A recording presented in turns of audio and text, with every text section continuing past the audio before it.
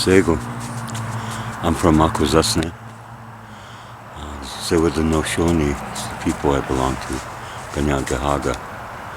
I come from Painted Turtle people, Hogetnyato. And my name is AHRAWENRATEH. And I just want to say just a little bit about where I come from and who I am. In AKWESASNE, we're still holding on to our old ways. They call us longhouse people, because that's what we used to live in not too long ago.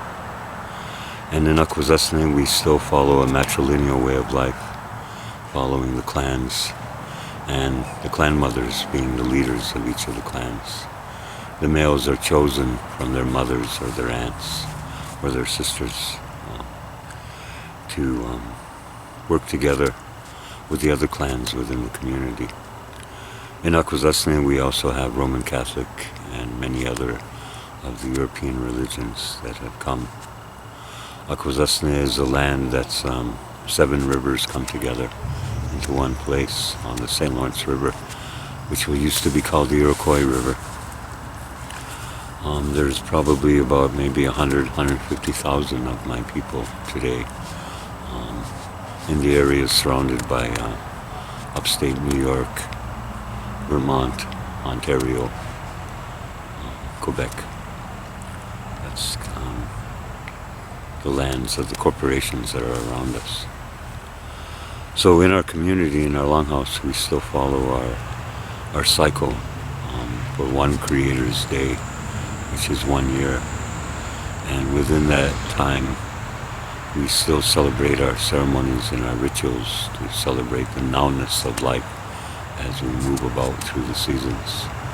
Also, our longhouse is our spiritual political center, where the people discuss the problems and different things that need to be planned for the future in our community back home.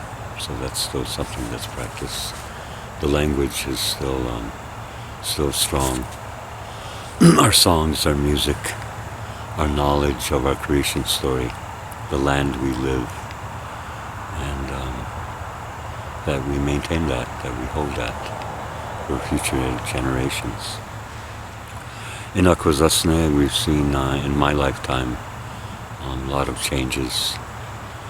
Back in the 60s, I seen it when they blocked the bridge and shut down the Canadian border because of the treatment, how the Canadian government treated us as we traveled back and forth across our land.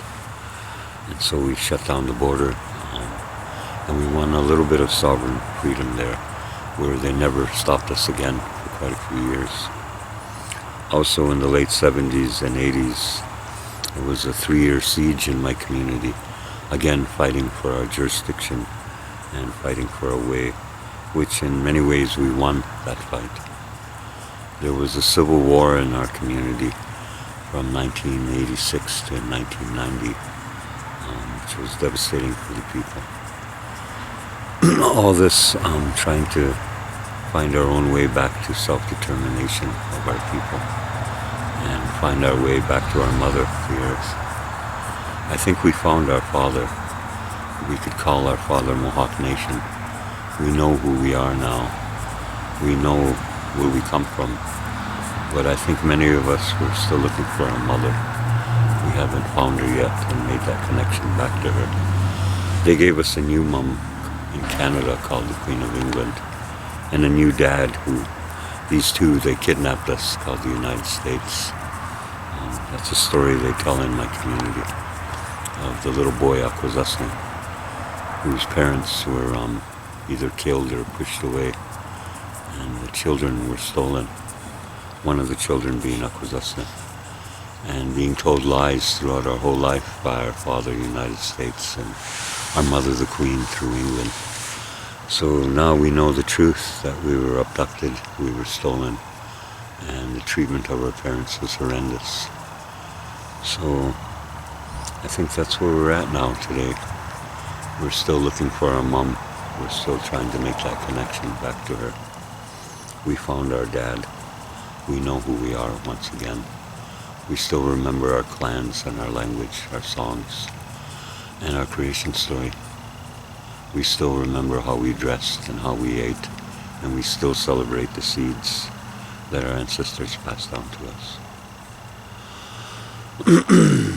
In my family, my own mom, Esta, she was part of the Relocation Act. She gave up her way of life, like many did in 1960, to make their way to the cities for a new life that was promised to them that never happened. My mom was caught up in all that turmoil. My grandparents raised me. They're both survivors of boarding schools, both my grandparents. And so I grew up in a house built in 1827. On my property, the house in the back, 1605, 1604. We've been living where we've lived since before there was even a concept of America. So I think that's about it. It's a little bit about where I come from and how that shaped who I am.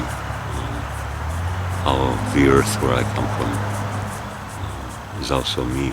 So I just wanted to make that connection there. Oh, no. Question. So if you have to say a message, send a message, or like if you got something to say to the people that you carry with you, what would that be? That the path to understanding who we are and for our own self-determination, that we never had a government, ever. For the word itself is wrong, mind control. The true word in Latin is dominance, domino. So in that way I can say we never had a government. So we need to find our way back home to how we agree to live on the earth once again, with the earth.